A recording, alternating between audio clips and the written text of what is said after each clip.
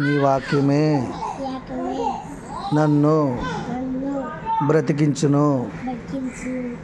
నా బాధలలో నెమ్మదినిచ్చును.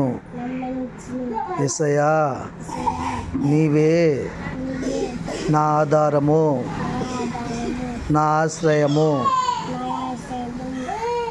నా ఆశ్రయపురము. యేసయ్యా, నీకే వందనాలయ్యా, స్తోత్రాలయ్యా. నా తల్లియు నీవే, నా తండ్రియు నీవే. యెహోవా నా కాపరి, నాకు లేమి కలగదు. చిరకాలము నేను యెహోవా మందిరంలో నివాసము చేసేదను. ఆమేన్. హల్లెలూయా. Very good.